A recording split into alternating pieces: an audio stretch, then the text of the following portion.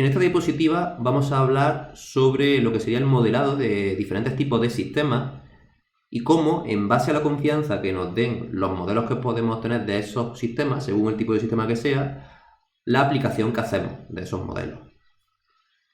Entonces, bueno, aquí vemos lo que se llama el espectro de Karplus. Entonces, por aquí arriba vemos distintos tipos de sistemas, ¿vale?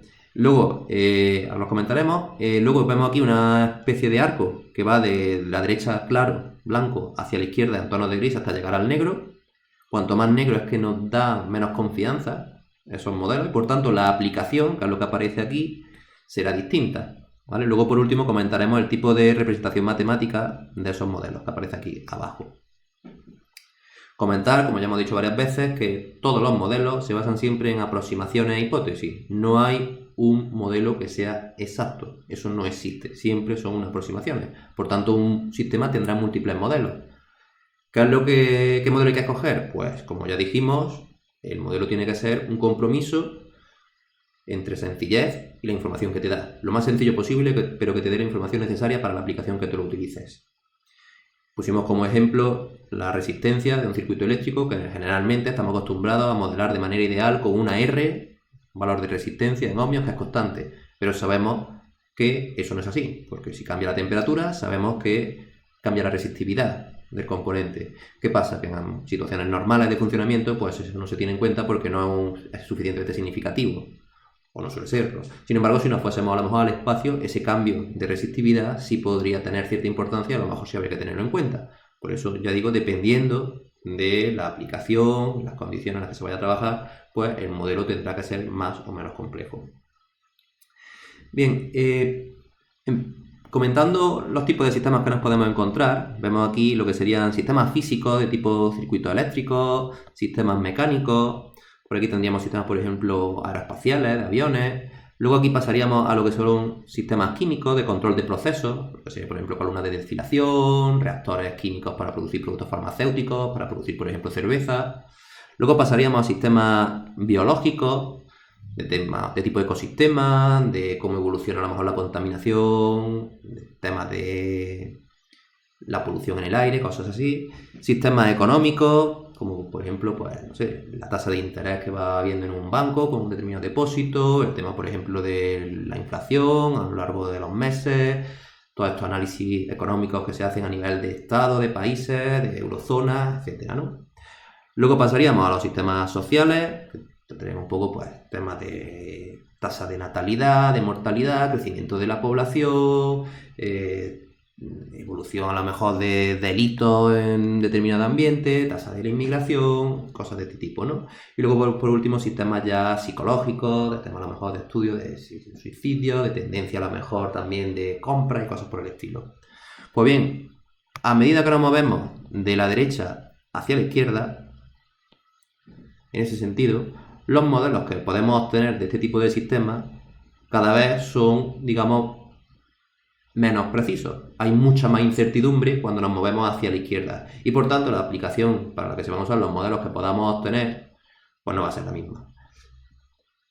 Cuando por ejemplo hablamos de estos tipos de sistemas eléctricos o sistemas mecánicos, los modelos que sostienen, que se basan en principios de la física, que ya llevan muchos años estudiándose y analizándose, tienen mucha confianza, de tal manera que nos permiten aplicaciones de diseñar productos que no existen y diseñarlos de tal manera que se comporten de manera muy parecida a como nos dice el modelo y la simulación que hacemos con ellos.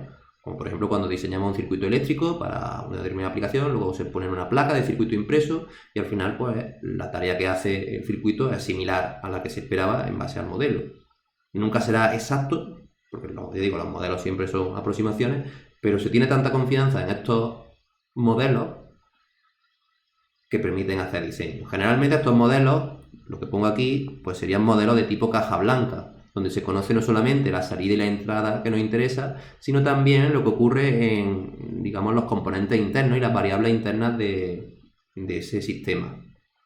Eso no quiere decir que en estos tipos de sistemas de aquí también se puedan utilizar modelos de caja negra por identificación. De hecho, sí se hace también, pero se pueden también obtener modelos de caja blanca.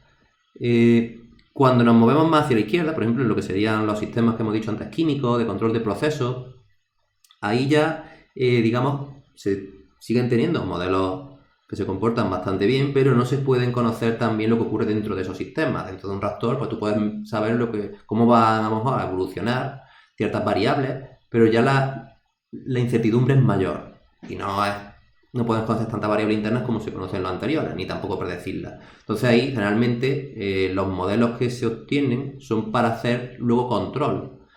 Porque eso sí, tú por ejemplo puedes tener un reactor y tú puedes controlar la temperatura, más o menos para que sea siempre la misma, el pH, para obtener así por ejemplo un producto homogéneo, como puede ser por ejemplo de cerveza, para que sepa igual, o en una colonia de destilación para que se produzcan los carburantes consumiendo la menor energía posible para calentar, ¿no? Una caldera, donde tú lo que quieres es consumir menos posible. Entonces, bueno, ahí sí se pueden hacer aplicaciones de control.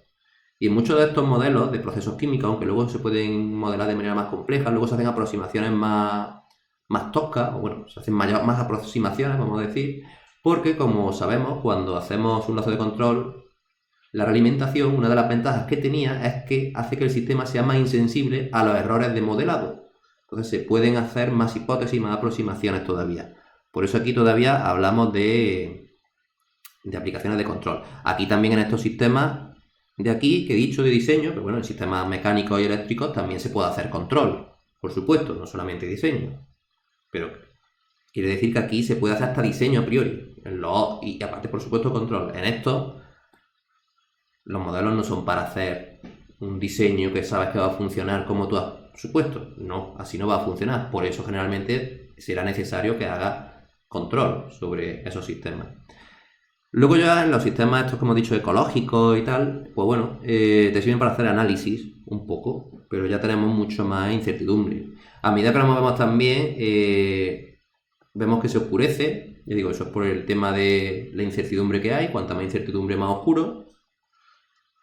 Y también, cuanto más oscuro, eso va a imposibilitar también que haya modelos de tipo caja blanca, porque no vas a poder conocer la variable interna, sino que te vas a fijar más bien en una salida con respecto a unos parámetros de entrada. Por ejemplo, en este caso del sistema biológico, a lo mejor lo que ves es cómo va evolucionando pues, la población de una determinada especie en función de otra, como el tema este del modelo depredador-presa, pero no tiene información de más variables internas. Luego en los sistemas económicos, pues bueno, pues te sirven para hacer predicción, ¿vale? Que es lo que estamos acostumbrados de la predicción de cuánto va a crecer, que si la inflación, el IPC, este tipo de cosas, ¿no? Luego en los sistemas sociales, pues te sirven ya para hacer, y los sistemas psicológicos, ya los modelos que se obtienen, que son muy oscuros porque hay mucha incertidumbre, ya la aplicación es básicamente para hacer especulación, ¿vale? De cuánto va a crecer la población, si la tasa de natalidad y la tasa de mortalidad siguen disminuyendo, o la tasa de inmigración, cosas de este tipo, que básicamente más bien sirven para hacer informes a posteriori con los cuales tomar decisiones más bien políticas, sociales, cosas así. Nosotros, por supuesto, pues nos centramos en estos sistemas de aquí. Y luego, bueno, por comentar brevemente el tipo de modelos matemáticos que se utilizan en cada una de estas aplicaciones, pues bueno, en los primeros sistemas, que serían sistemas físicos, químicos y biológicos, pues aquí nos encontramos con ecuaciones diferenciales. En los sistemas químicos, y estos también, bueno, podemos encontrar ecuaciones derivadas parciales. Nosotros no vamos a trabajar con ecuaciones derivadas parciales, vamos a trabajar con ecuaciones diferenciales ordinarias. Cuando tenemos ecuaciones derivadas parciales, podemos encontrarnos con modelos de parámetros distribuidos, que son aquellos que consideran también la distribución espacial de manera continua. Pero generalmente, cuando se va a hacer control, pues generalmente eso se discretiza en el espacio. Por ejemplo, si tenemos una barra con un punto caliente, unido a una fuente caliente, pues se podría estudiar cómo se va difundiendo el calor y por tanto cómo va evolucionando la temperatura a lo largo de la barra, que no será la misma en un extremo caliente que en el extremo que no tiene que sea frío, cómo va aumentando la temperatura conforme al tiempo. Bien, si se estudiase de manera continua en esa dimensión longitudinal, pues sería un modelo de parámetros distribuidos. ¿Qué se hace muchas veces? Pues que se discretiza la barra en 3, 4, 10, 20 elementos y entonces pues se van analizando cada uno de ellos como si fuesen puntuales. Entonces esos modelos son modelos de parámetros concentrados. como por ejemplo cuando trabajamos con una masa puntual. Entonces, bueno, pues eso permite, digamos, hacer un sistema de ecuaciones que luego lo que hay que determinar son las ecuaciones de frontera entre los elementos que están adyacentes y sostienen una serie de, ya digo, de modelos de parámetros concentrados, que sería más bien los que nosotros vamos a trabajar. De hecho, incluso nosotros no vamos a llegar tampoco a eso, porque nosotros muchas veces en sistemas, por ejemplo, donde hay difusión de temperatura, por ejemplo, en un recipiente, consideraremos que está repartida homogéneamente y que la temperatura en todo el recipiente es la misma, cuando a lo mejor la zona de abajo estaría más caliente que la de arriba.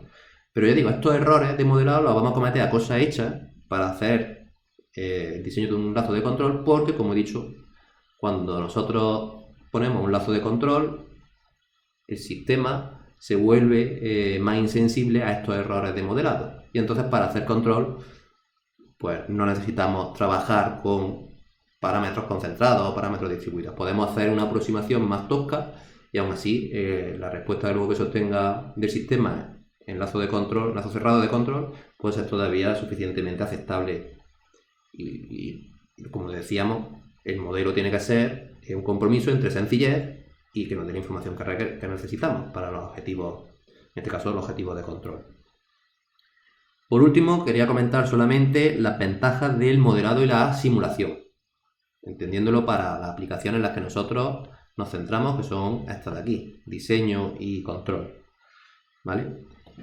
La simulación tiene la gran ventaja de que, como tú puedes hacer simulación por el ordenador, pues te va a ahorrar un montón de tiempo, puedes hacer un montón de simulaciones de forma muy rápida, que además, si te cuestan dinero, también te ahorras dinero y además también puedes evitar errores que podrían tener consecuencias también económicas o incluso peligrosas, ¿no? Entonces, por ejemplo, la simulación, el modelo de simulación se puede utilizar cuando el modelo físico no existe, porque, por ejemplo, sea nuevo.